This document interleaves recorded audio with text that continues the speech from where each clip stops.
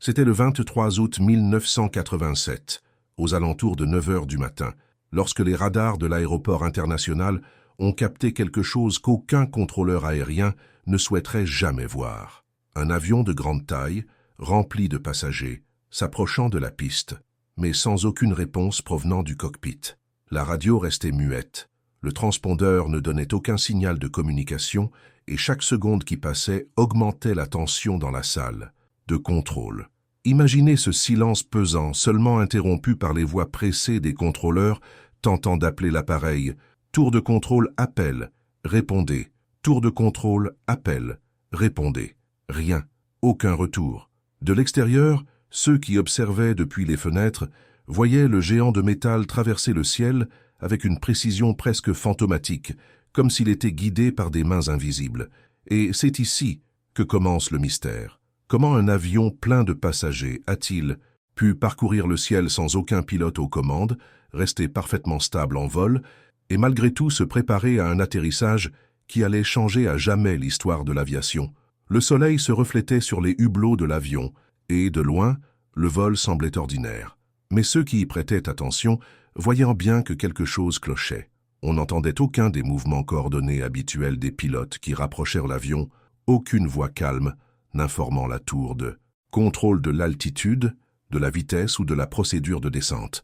Seul le silence régnait, et plus le silence se faisait, plus grandissait le sentiment d'assister à l'un des épisodes les plus incroyables jamais observés dans le ciel. Le monde entier allait découvrir combien la frontière entre tragédie et miracle peut être ténue, et comment un simple détail peut décider du sort de centaines de vies. Les premières minutes furent remplies d'incrédulité.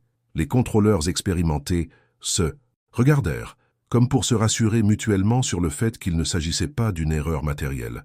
Le radar indiquait la trajectoire, le transpondeur indiquait l'avion, mais la radio, vierge. Et en aviation, le silence n'est jamais bon signe. À l'intérieur de la tour, une règle tacite régnait. Plus l'appel restait sans réponse, plus la personne au micro se glaçait. Ce n'était pas seulement une panne de communication, c'était la possibilité réelle que quelque chose d'inimaginable se produise là-haut. Pendant ce temps, à l'intérieur de l'avion, la confusion grandissait. Les passagers échangeaient des regards inquiets. Certains chuchotaient à propos de la cabine, d'autres tentaient de contacter les hôtesses de l'air avec des questions restées sans réponse. Des enfants pleuraient, certains priaient en silence, d'autres encore s'accrochaient à l'idée qu'il ne s'agissait que d'un problème technique passager. Mais l'absence de la voix du commandant de bord était un vide, impossible à ignorer. En vol normal, la moindre turbulence incite le pilote à utiliser le système de sonorisation pour rassurer. Ici, le silence confirmait que quelque chose clochait. Et c'est à ce moment-là que je veux que vous vous mettiez à leur place. Imaginez-vous coincé dans un siège à des milliers de mètres d'altitude, incapable d'ouvrir une porte, incapable de reprendre le contrôle, sans aucun moyen de fuir. Le destin de votre vie repose entre les mains d'une cabine qui semble soudain vide. Le vrombissement incessant des moteurs est la seule certitude que l'avion est toujours en vol. Mais tout ce qui se trouve au-delà du rideau séparant les passagers de la cabine est un mystère. Un mystère qui ne fait que grandir à chaque minute qui passe.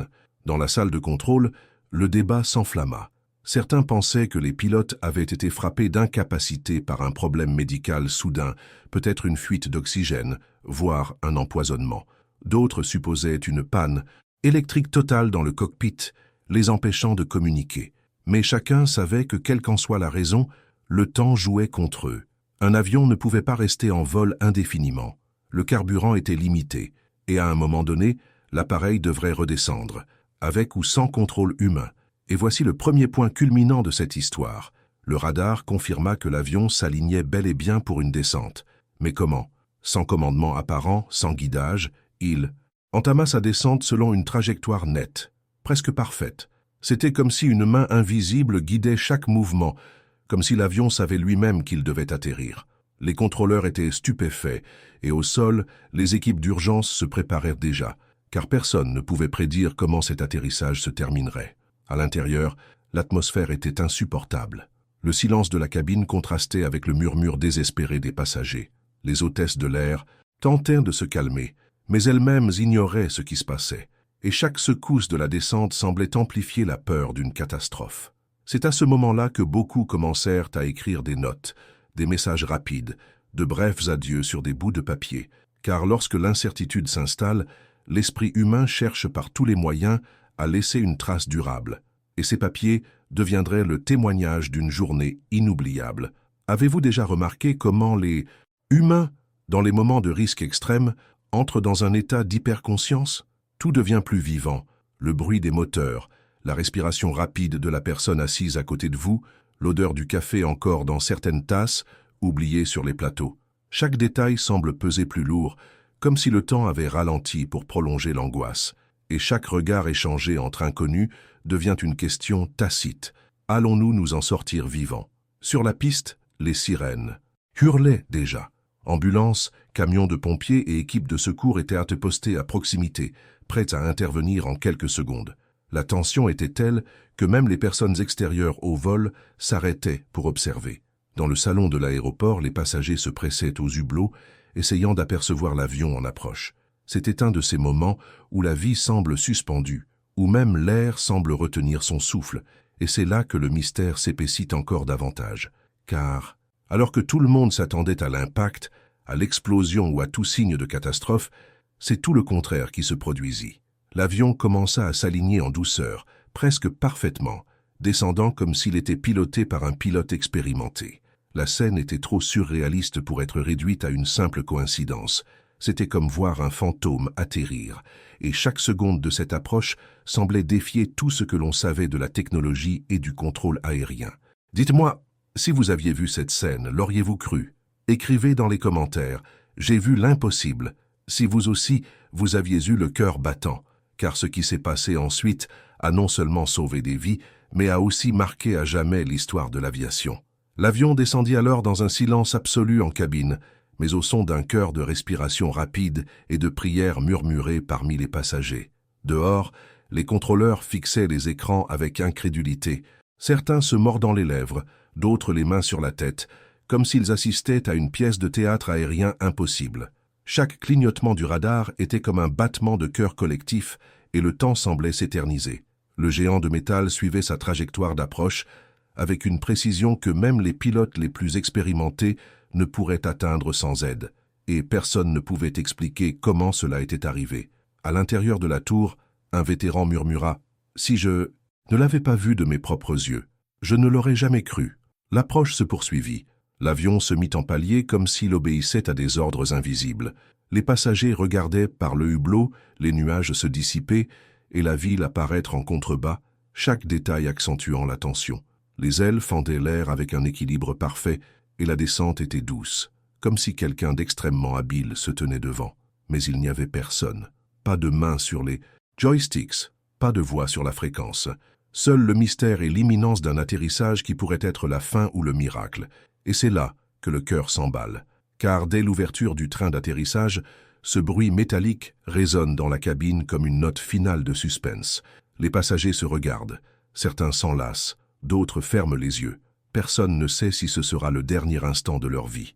Les roues touchent le sol avec un bruit sourd qui coupe l'air des poumons, et l'avion commence à glisser sur la piste. Des flammes? Une explosion? Rien. Juste le crissement des pneus et la traînée de ce poids colossal sur l'asphalte. Les sirènes au sol s'intensifient, les véhicules suivent l'avion, et la tour de contrôle maintient un silence respectueux, comme si même les mots pouvaient perturber cet instant. L'avion, contre toute attente, est resté stable. Il a freiné, ralenti, puis s'est finalement immobilisé au milieu de la piste, entouré des gyrophares rouges, bleus et jaunes des véhicules de secours. C'était comme si le monde entier avait retenu son souffle et pouvait soudain expirer. Les passagers pleuraient, riaient et hurlaient. Dehors, contrôleurs, pompiers et mécaniciens échangèrent des regards incrédules. Un avion entier avait atterri tout seul. Et c'est exactement ce qui s'est produit, cette phrase apparemment impossible. Mais voici le détail le plus troublant. Lorsque les secours ont ouvert le cockpit, il était vide. Ni pilote, ni copilote, ni membre de l'équipage technique. Seuls les instruments étaient encore allumés, certains clignotant en signe d'avertissement, d'autres dans un silence total. Le mystère ne résidait plus seulement dans la façon dont l'avion avait atterri, mais dans l'endroit où étaient passés les commandants de bord. Le cockpit était d'un vide inquiétant, Et cette image, plus que toute autre, frappait tous ceux qui y entraient. Là où auraient dû se trouver les responsables du vol, il n'y avait que silence et siège vide. L'impact de cette découverte fut immédiat. Les contrôleurs furent choqués, les passagers extasiés de soulagement et de confusion, et la presse fit rapidement de l'atterrissage la une des journaux du monde entier. Ce genre d'histoire non seulement devint virale, mais souleva aussi de profondes questions sur les limites de l'aviation et de la réalité elle-même. Comment un avion pouvait-il se comporter ainsi? Quelles forces invisibles avaient poussé cet appareil au sol? Était-ce la chance, une coïncidence ou quelque chose de plus? Et voilà le hic. Si vous pensez que l'histoire s'arrête avec l'atterrissage, vous vous trompez. Ce n'était que le début d'une enquête qui allait révéler des secrets gênants, des hypothèses effrayantes et des théories qui divisent encore aujourd'hui les experts. Ce qui avait commencé comme un atterrissage sans pilote est devenu une plaie ouverte dans l'histoire de l'aviation, une énigme qui résonne encore des décennies plus tard. Et ce n'est pas tout, bien plus encore. Si cette histoire vous accroche toujours, laissez un j'aime maintenant. Cela montre que vous aussi, vous ne pouviez pas la quitter des yeux. Mais ne la quittez pas, car la suite rendra l'intrigue encore plus incroyable. Les minutes qui suivirent l'atterrissage furent un mélange d'hystérie, de soulagement et d'incrédulité. L'évacuation des passagers commença au milieu des larmes et des embrassades, beaucoup agenouillés sur le tarmac, embrassant le sol, comme s'ils revenaient d'entre les morts.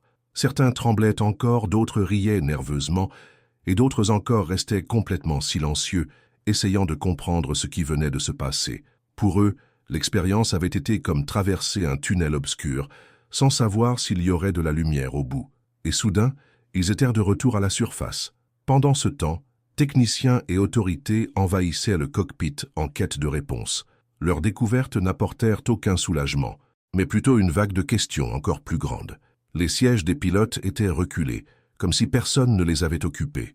Les panneaux affichaient des messages d'erreur incohérents, comme si le système électrique avait subi des surtensions instables. Aucun signe de lutte, rien d'anormal, juste l'absence. Un vide criant au cœur de l'avion. La nouvelle se répandit en quelques minutes. Les journalistes encerclaient l'aéroport, les radios locales diffusaient des reportages en direct et les gros titres commençaient à apparaître à la télévision. « Plane atterrit seul sans pilote », hurlait une station. « Mystère dans le ciel. Qui a guidé le vol fantôme ?» demandait une autre. Et chaque mot attisait la curiosité collective, car il ne s'agissait pas d'un simple incident aérien, c'était un affront aux certitudes humaines elles-mêmes. Dans la tour de contrôle, l'atmosphère était à la fois stupéfaite et fière. Ces hommes et ces femmes savaient qu'ils avaient assisté à un événement historique. Nombre d'entre eux évitèrent de parler, comme si le simple fait d'en parler pouvait briser la magie ou la terreur de ce qu'ils venèrent de voir. L'un d'eux confessera plus tard, lors d'une interview, qu'il ne pourrait plus jamais regarder le ciel de la même façon, car il se souvenait toujours de ce jour où un avion semblait avoir une vie propre. À l'intérieur de l'avion, après l'atterrissage, les enquêteurs ont commencé à rassembler tout ce qui pouvait servir d'indice. Boîtes noires, carnets de maintenance, déclarations des agents de bord et des passagers. Mais chaque nouvelle information semblait approfondir le mystère. Certains passagers juraient avoir entendu des coups provenant de la cabine pendant le vol, comme si quelqu'un se trouvait à l'intérieur, mais en regardant par la porte, ils n'ont rien vu. D'autres ont affirmé être certains que pendant quelques secondes, la voix du commandant de bord a résonné dans le système de sonorisation, brève et confuse, avant de s'éteindre à jamais. Mais aucun document officiel n'a confirmé ces récits. Mais le plus intriguant étaient les boîtes noires. Une fois ouvertes, elles révélaient des données incohérentes. À certains moments, les commandes étaient enregistrées comme si quelqu'un avait tiré sur le manche, réglé les volets ou sorti le train d'atterrissage. Mais il n'y avait aucun enregistrement vocal correspondant dans le cockpit. C'était comme si les actions avaient été exécutées par des mains invisibles. Et ce détail forçait l'histoire à quitter le domaine de la technologie pour celui de l'inexplicable. Des théories ont immédiatement émergé. Certains experts ont évoqué un problème logiciel, même si les avions de l'époque manquaient d'automatisation pour atterrir de cette manière. D'autres ont évoqué une possible interférence extérieure, comme si quelqu'un avait pris le contrôle à distance, une hypothèse encore plus improbable, mais pas initialement exclue. Pour le public, les explications allaient du miracle à la conspiration, de la technologie secrète au phénomène paranormal. Le vol était devenu une toile blanche sur laquelle chacun projetait sa propre version de la vérité. Et voici le point culminant. Quelques jours plus tard, lorsque les techniciens ont examiné le système audio, ils ont découvert quelque chose d'inquiétant. Dans un passage à peine audible, noyé dans les sifflements et les bruits, une voix masculine murmure quelques mots « Ce n'est pas sous notre contrôle ». L'enregistrement était trop court pour identifier l'orateur, mais suffisamment long pour relancer tous les débats. Était-ce l'un des pilotes, dans les dernières secondes, avant leur disparition? Était-ce un passager qui avait accédé au cockpit? Ou était-ce autre chose, quelque chose que personne ne pouvait expliquer? Pendant ce temps, les passagers continuaient d'être interrogés, chaque témoignage enrichissant le récit. Une femme a déclaré avoir ressenti un calme étrange pendant la descente, comme si quelqu'un d'invisible lui tenait la main.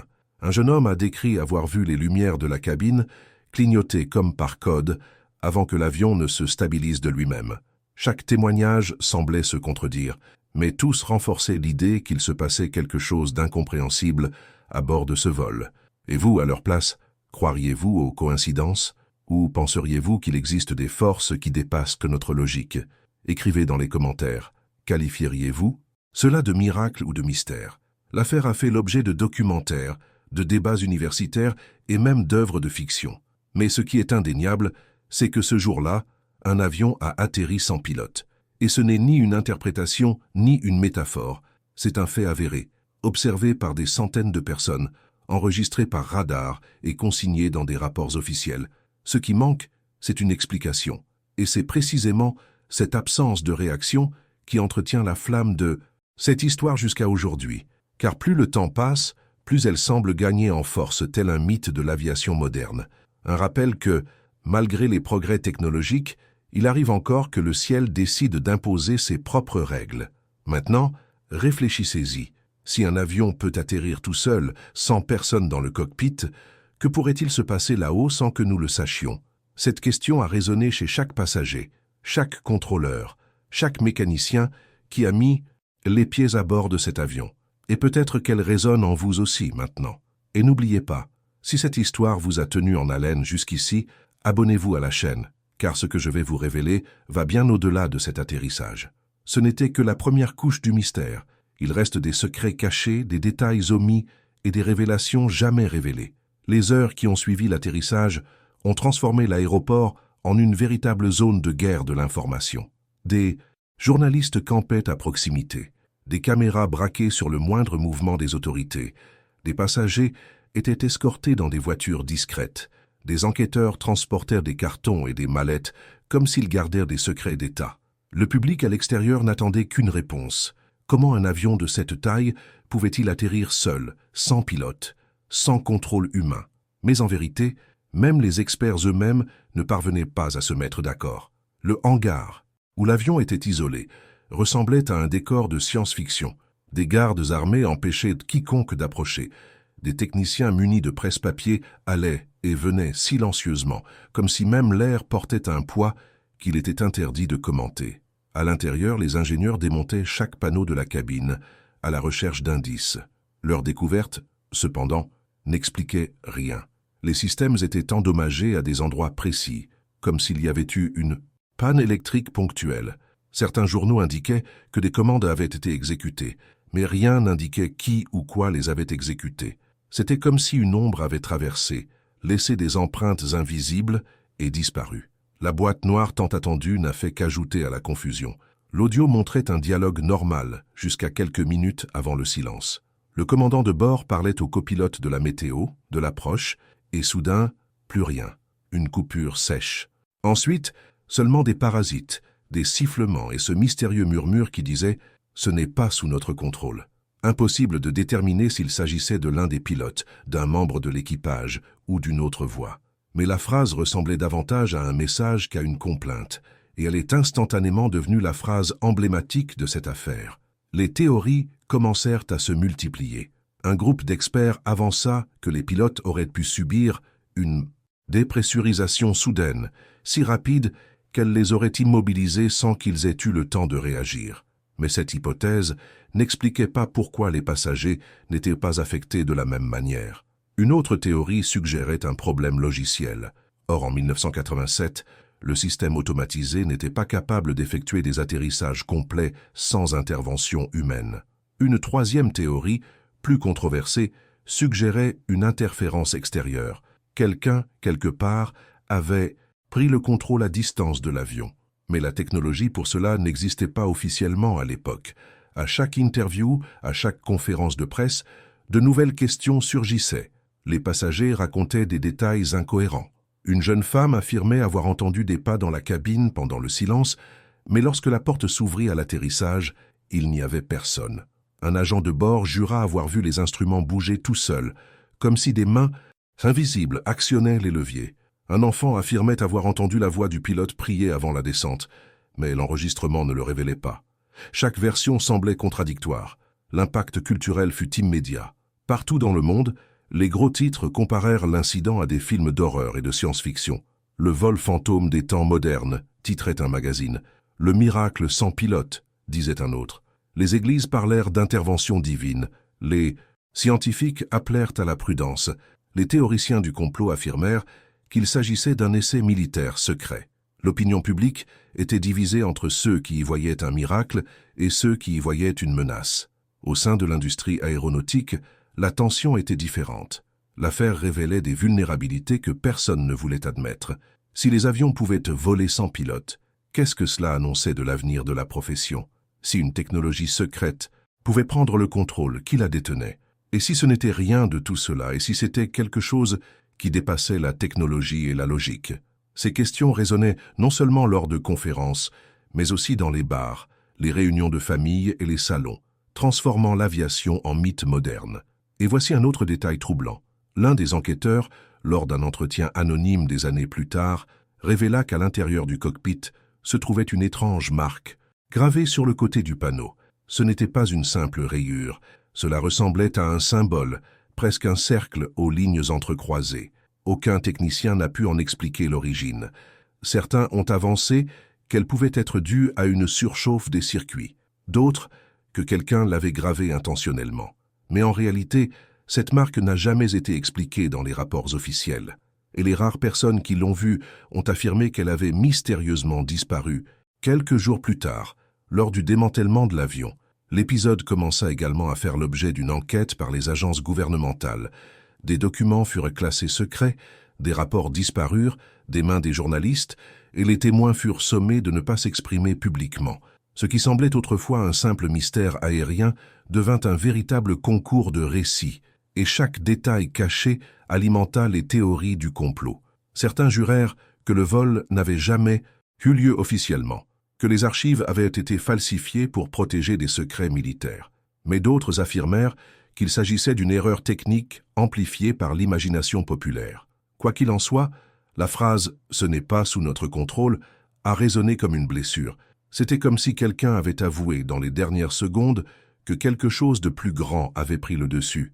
Et cette phrase s'applique non seulement à l'avion, mais aussi à la condition humaine. Combien de fois avez-vous eu l'impression que votre vie vous échappait?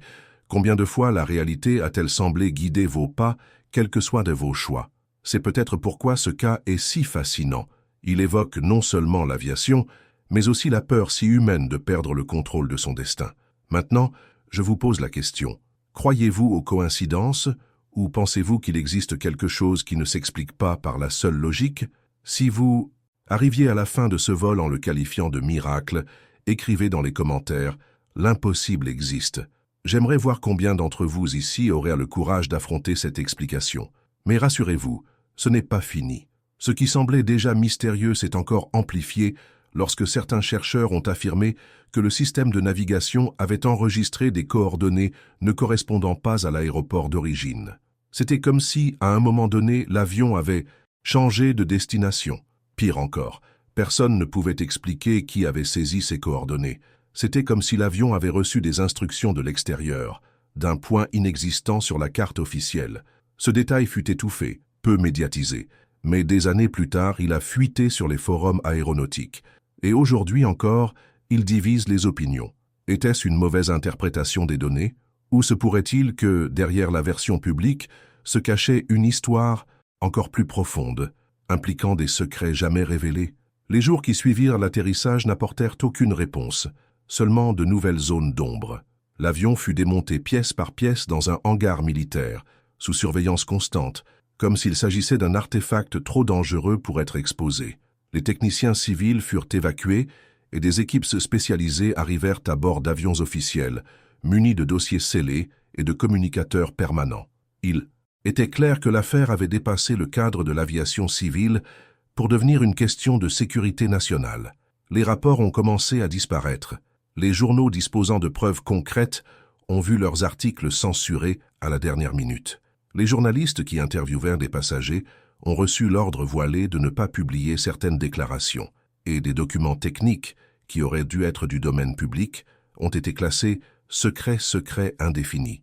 Plus on creusait, plus l'affaire était plongée dans le silence, et ce silence est toujours propice aux théories du complot. Parmi les versions qui circulaient en coulisses, l'une des plus inquiétantes était que l'avion avait été capturé par un système expérimental de télécommande. Certains affirmaient qu'il s'agissait d'un projet militaire secret, testé à l'insu du public. D'autres affirmaient que l'avion avait rencontré une interférence externe, provenant d'au-delà de la Terre. La seconde théorie, apparemment absurde, a pris de l'ampleur lorsque des techniciens anonymes ont avoué avoir perçu des signaux radars qui ne correspondaient à aucun avion connu volant à proximité. Il s'agissait d'échos, de lumières qui apparaissaient et disparaissaient comme pour jouer à cache-cache avec le radar. Pendant ce temps, les passagers tentèrent de reprendre le cours normal de leur vie, mais beaucoup ne furent plus jamais les mêmes. Certains rapportèrent des rêves récurrents de cabines vides, de descentes silencieuses et de voix murmurant des mots énigmatiques. D'autres commencèrent à éviter l'avion, comme s'ils souffraient d'un traumatisme incontrôlable. Et quelques-uns devinrent presque missionnaires, racontant leur histoire comme la preuve qu'il existe quelque chose au-delà de ce que l'on voit. Ces témoignages alimentèrent une dimension plus mystique de l'affaire, transformant le vol en une sorte de fable moderne. Au sein de la communauté aéronautique, l'affaire devint taboue. Les officiers de la tour évitèrent d'en parler. Les pilotes évitaient le sujet dans les conversations publiques, et même les instructeurs des écoles de pilotage appelaient à la prudence. C'était comme si la simple évocation de cet atterrissage pouvait ouvrir une plaie invisible. Mais dans les couloirs fermés, tout le monde savait, quelque chose s'était produit, et personne n'avait d'explication plausible. Le détail le plus curieux est que, des années plus tard, lorsque des documents furent partiellement rendus publics, certains passages furent tellement censurés qu'il ne subsista que des lignes noires couvrant des pages entières. Parmi les rares fragments lisibles, une phrase se détacha. L'avion a répondu à des ordres non émis par l'équipage. Cette seule phrase suffisait à raviver toutes les théories. Qui avait donné ces ordres? D'où venaient-ils? Et surtout, pourquoi n'existe-t-il toujours pas de rapport technique concluant? Ce mystère ne se limitait pas à l'aviation. Philosophes, théologiens et spécialistes des phénomènes inexpliqués commencèrent à citer cette affaire comme une métaphore. Pour certains, c'était la preuve que la technologie pouvait échapper à l'homme. Pour d'autres, c'était le signe que des puissances supérieures, divines ou autres, pouvaient intervenir dans le cours de l'humanité. Pour les plus sceptiques, il s'agissait simplement d'un accident mal expliqué, amplifié par l'imaginaire collectif.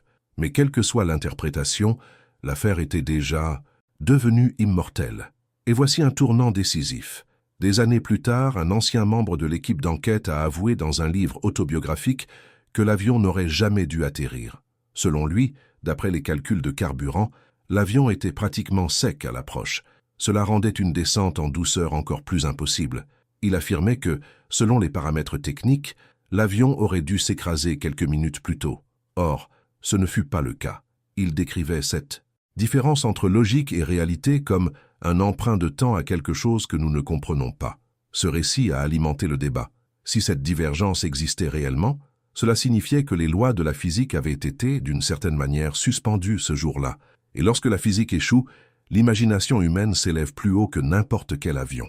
L'atterrissage sans pilote est devenu une légende sur les forums, dans les livres et même au cinéma. Il a été romancé, exagéré et réécrit. Mais le cœur de l'histoire est resté intact. Un avion rempli de passagers a atterri sans personne dans la cabine. Maintenant, réfléchissez avec moi. Si même les archives officielles reconnaissent l'atterrissage, mais ne peuvent expliquer comment, que nous reste-t-il?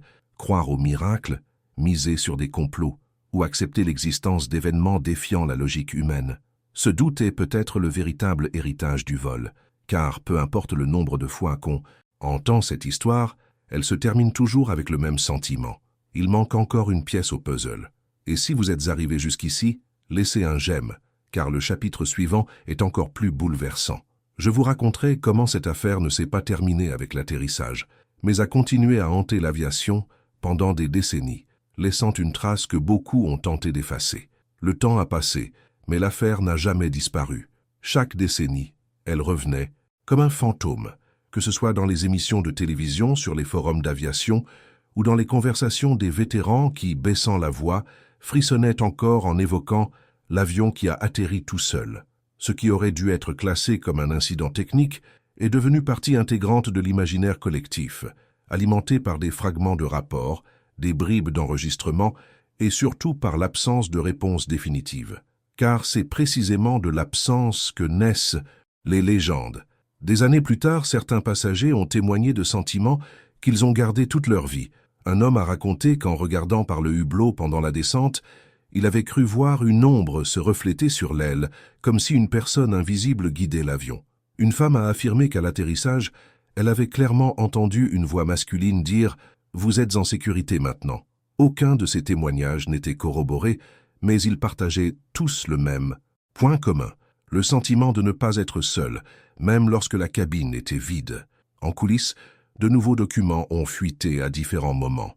L'un d'eux, daté de 1993, affirmait en termes techniques que les anomalies observées ne peuvent être reproduites par simulation. Autrement dit, même en recréant toutes les conditions, les ingénieurs ne pourraient pas reproduire l'atterrissage. Il s'agissait d'un événement unique, impossible à reproduire. Pour beaucoup, c'était la preuve irréfutable qu'il ne s'agissait pas seulement d'une question de technologie, mais d'un phénomène transcendant tout calcul. Et l'étrange symbole retrouvé dans le cockpit, officiellement, il n'en fut plus jamais question. Mais dans les cercles restreints des pilotes, des dessins de ce symbole étaient griffonnés sur des serviettes de bar, comme une sorte de marque secrète de ceux qui en savaient trop. Certains disaient qu'il s'agissait simplement d'un défaut électrique, d'autres de la signature de celui qui avait fait atterrir l'avion. Mais tous s'accordèrent sur un point. Il disparut sans explication et ne fut plus jamais retrouvé sur aucun autre appareil. Culturellement, l'affaire s'est répandue comme un mythe contemporain. Elle a été adaptée en roman, citée au cinéma, explorée dans des documentaires. Et chaque version ajoutait une dimension émotionnelle, car plus importante que les détails techniques était la métaphore universelle. L'idée qu'à certains moments, des forces invisibles peuvent prendre le contrôle alors que tout semble perdu. Ce récit a trouvé un écho non seulement parmi les aviateurs, mais aussi auprès de tous ceux qui ont déjà senti leur vie leur échapper. Le plus impressionnant, cependant, est l'impact discret qu'il a eu sur le secteur. Après l'épisode, les projets d'automatisation se sont accélérés. Les entreprises vont commencer à tester davantage de systèmes d'atterrissage indépendants, et les discussions sur le contrôle à distance secret ont pris de l'ampleur. Même sans être mentionné directement, cet atterrissage sans pilote a été un catalyseur de changement, comme s'il avait ouvert une fenêtre sur un avenir déjà proche. Mais peu importe le temps qui s'est écoulé, une question demeure. Qui ou quoi a réellement fait atterrir cet avion? Si c'étaient les systèmes eux-mêmes, pourquoi aucun autre incident similaire n'a-t-il été enregistré? S'il s'agissait d'une intervention extérieure, d'où provenait-elle? Et s'il s'agissait simplement d'un miracle, pourquoi est-ce arrivé là, ce jour-là, à ces personnes? Ces questions restent sans réponse, mais c'est peut-être précisément ce qui maintient l'affaire en suspens aujourd'hui. Imaginez maintenant, assis dans ce siège, regardant par le hublot, incapable d'entendre la voix du pilote, incertain de ce qui allait se passer dans les minutes qui suivraient. Auriez-vous écrit un message d'adieu? Auriez-vous fermé les yeux et fait confiance à l'invisible? Ou vous seriez-vous levé pour tenter de pénétrer dans le cockpit, sans même savoir ce que vous y trouveriez? Ces réflexions rendent cette histoire si universelle, car il ne s'agit pas seulement d'aviation, mais de la peur humaine, de l'inconnu. Et voici mon invitation. Si vous êtes arrivé jusqu'ici, commentez « Avion sans pilote » pour montrer que vous aussi avez mené ce voyage jusqu'au bout. J'aimerais voir combien d'entre vous auront le courage de prendre ce vol et de raconter leur histoire plus tard. Le jour où un avion a atterri sans pilote n'était pas seulement un incident aéronautique. Il nous a rappelé que, quelles que soient les avancées technologiques et les connaissances accumulées, il y aura toujours des moments où nous n'aurons pas toutes les réponses. Et c'est peut-être là le grand secret de cette histoire. Peu importe qu'il s'agisse d'un miracle, d'un pépin, d'une conspiration ou d'un phénomène inexpliqué. L'important, c'est que cet atterrissage a marqué à jamais le cœur de ceux qui l'ont vécu, de ceux qui en ont été témoins, et de ceux qui aujourd'hui encore entendent ce récit et ressentent le même mélange de peur et de fascination. Car, au final, l'aviation ne se résume pas à des chiffres, des calculs et des protocoles. C'est aussi des histoires comme celle-ci qui traversent les générations et nous rappellent qu'au-delà des nuages, le mystère demeure. Et chaque fois qu'un avion décolle, aussi moderne soit-il, une question nous vient toujours à l'esprit. Avons-nous vraiment le contrôle? Alors, si cette histoire vous a donné la chair de poule, aimez-la et abonnez-vous à la chaîne. Et dites-moi dans les commentaires, qualifieriez-vous cela de miracle ou de mystère?